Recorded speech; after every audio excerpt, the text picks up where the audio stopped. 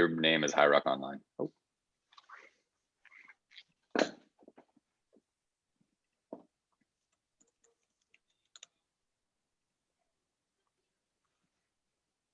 9:30 on the dot.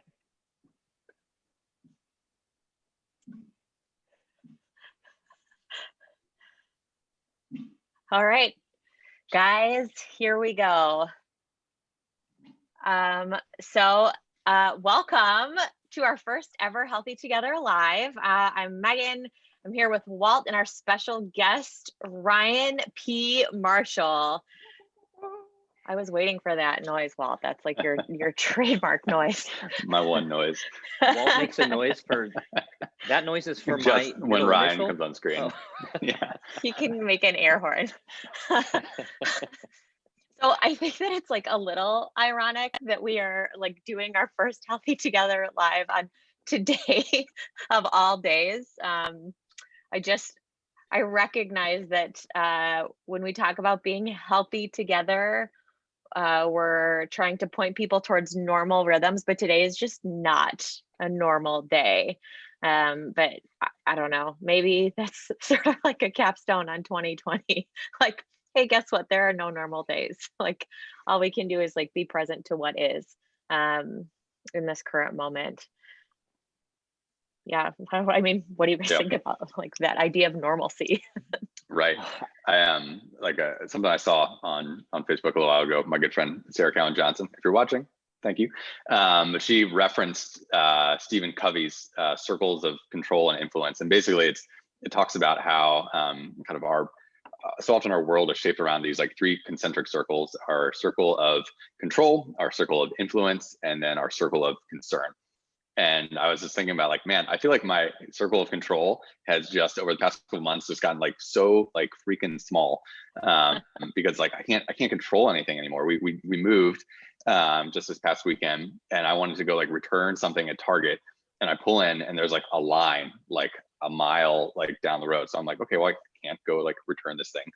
You know, my daughter, you know, one of her kids, like the kids in her school was like exposed maybe to somebody who might have had COVID. And so they're getting ready to like, okay, we might have to like shut down for the week. I'm like, well, that like totally torpedoes, you know, my plans for this week. And then of course, we're all talking about like, what are we going to do for like Thanksgiving? What are we going to do for Christmas? Like, is there going to be a Christmas in 2020? Like, who knows? But like all these things, like even these ideas of like traditions, like that control is just like evaporated. And so that's been super stressful. And at the same time, like that circle of like concern, I feel like it's just like blown way out. Right. So it's like constantly on the news, constantly wondering what's going on in the world. Wondering like, okay, this city is like doing this in terms of stuff. Like we're seeing these spikes here for COVID, or, you know, this is the way like the election polls are trending, right? And it's just like all just like, whoa. And so I feel like just like super spun out.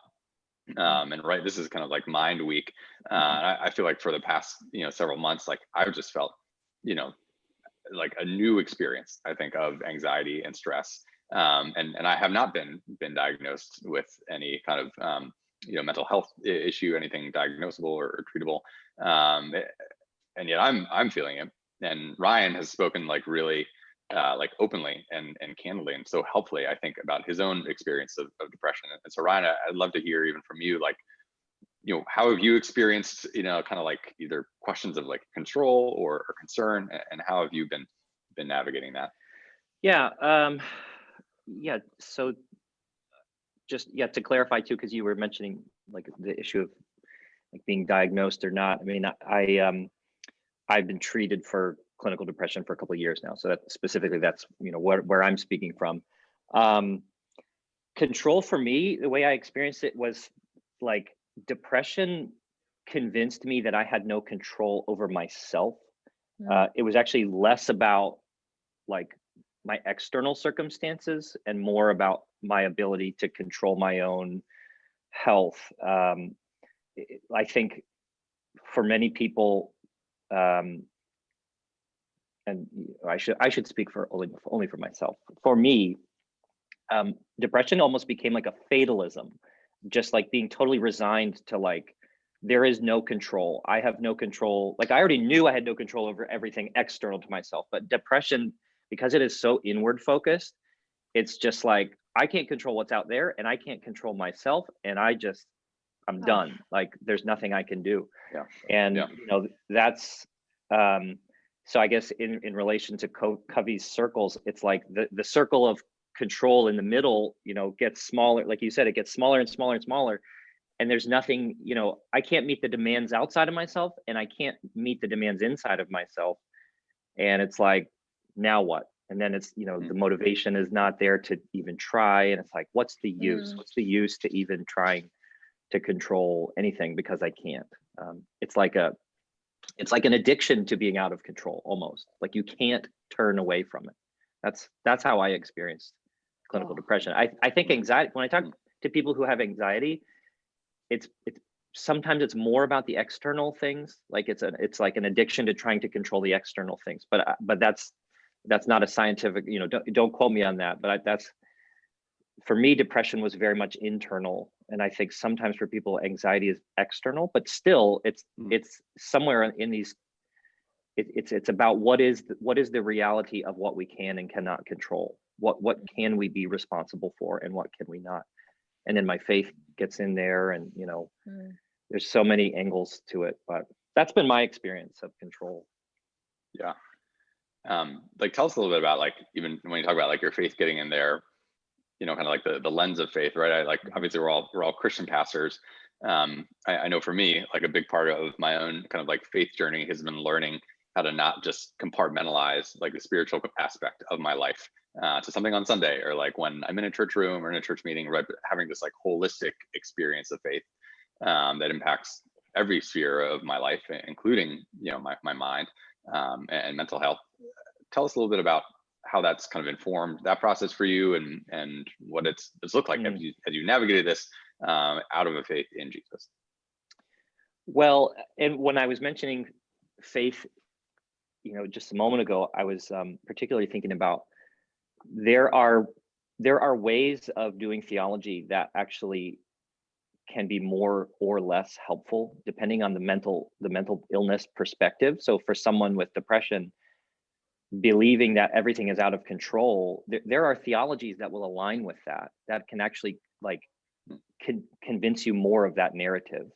And then, you know, discussions in theology about free will and what is the nature of God's sovereignty, and it actually just blurs the whole conversation. And so for me, finding health mentally through the lens of my faith has been learning more about what God believes about me.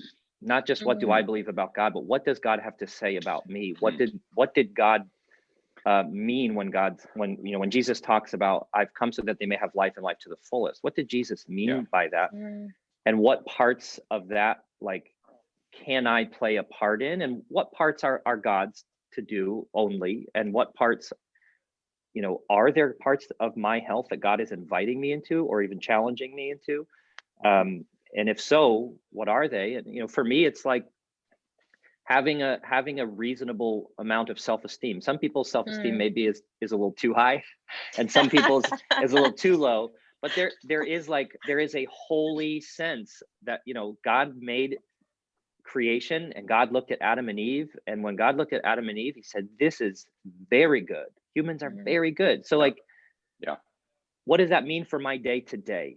That I am good and maybe, and not perfect and not in control of everything, but there is a goodness in me that God is inviting out into the world. And there's a goodness in you, Megan, and you, Walt, that, like, there's a purpose for our goodness, and it's for health, and it's for physical and mental and spiritual health.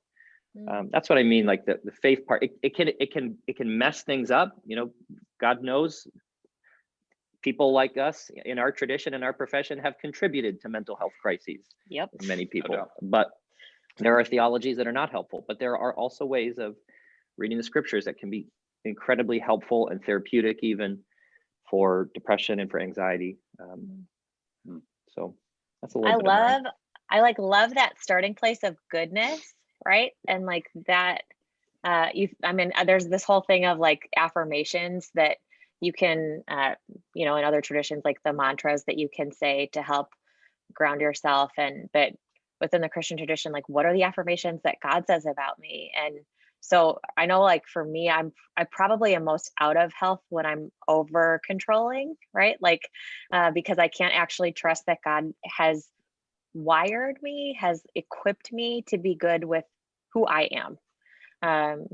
Like, I noticed this morning, I don't know, I'm a little on edge today, just aware of what's going on nationally, and our schedule was just off by like a fraction when I came home, and I just like so short of breath.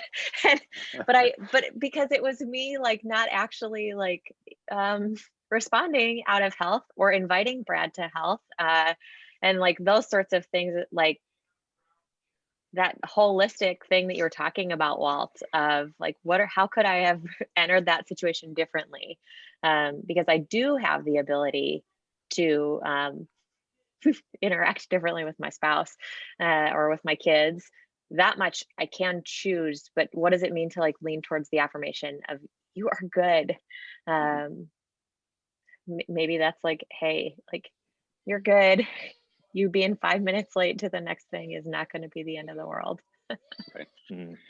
Yeah, and I think, what's been one of the biggest challenges, I think, for me, and as I've talked with many of us, like kind of up to just like these past couple moments, right, and kind of like that circle of concern that's kind of like blown way out of proportion, has been kind of like this inundation of like news and narratives and ideas of like badness, evil, corruption, right? Like just like that things are bad, and like then we kind of read that like we're bad, like like there's like I think there's a ways like we just get dogpiled under this like discouragement, and that can affect like how we think about ourselves. And so when I think about like kind of like the weight, even by like time or just by like acceptance of like the narrative, like God says I'm good, that God loves me, that God has given God's self for me, right, and like that's okay. Like how I compare that to like all the other voices that I allow to have influence in my life. And so I think even some of the steps like we're taking this week, Mind Week, to kind of like limit screen time, right? Maybe to like fast from news in like very like intentional kind of ways, to like mitigate like that effect, because it is overwhelming and it is negatively affecting our own perception of ourselves and of others, right? And that could be kind of at a family level at home or with close friends or roommates, but certainly like others like around the world. It's just kind of distorted our way of viewing the world the way that God views the world.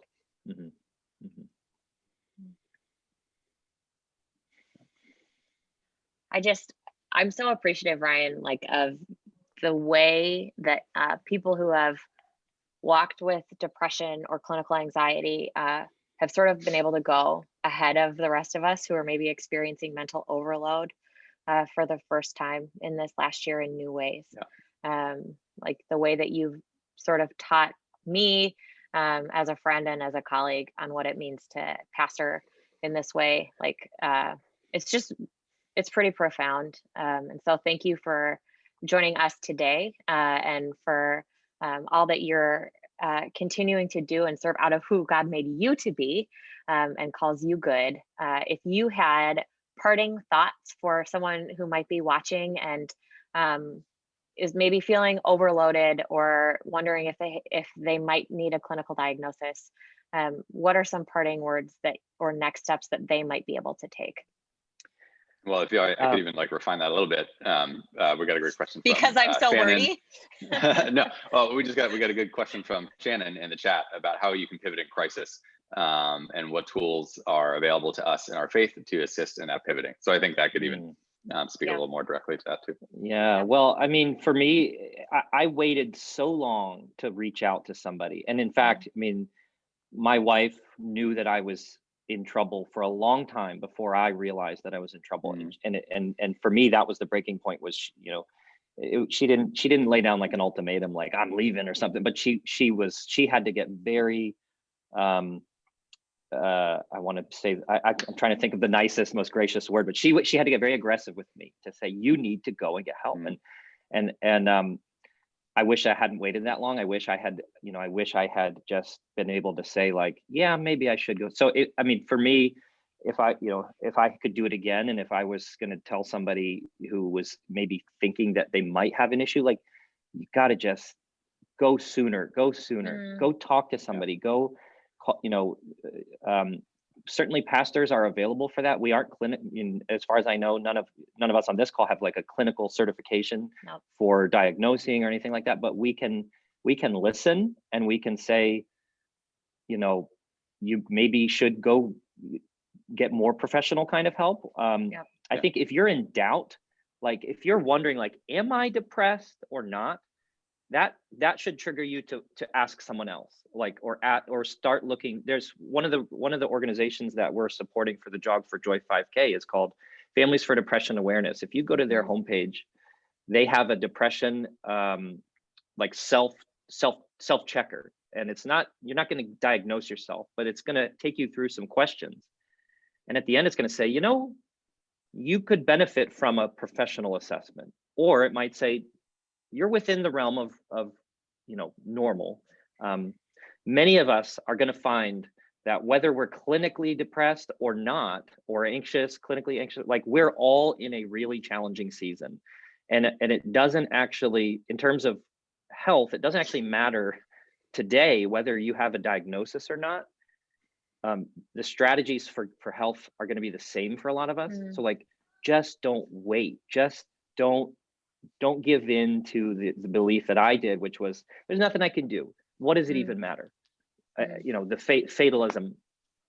Don't do it. You can participate in your own health, and there are so many little things that you can do that can lead up to. Megan, you were saying like, in that moment where you were saying like, I could have been kinder to Brad or whatever, like. Maybe in that moment you didn't have the resources to be kinder to Brad, but there were other times during the day where one little degree of difference may have helped you get to that point where you could have had the resilience. It's like developing resilience, little step by little step. And that's what I had to learn. Those are steps that I can control.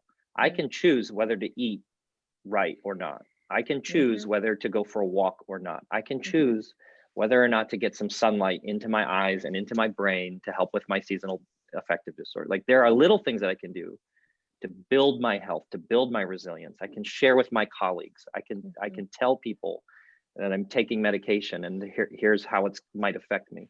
But I waited too long.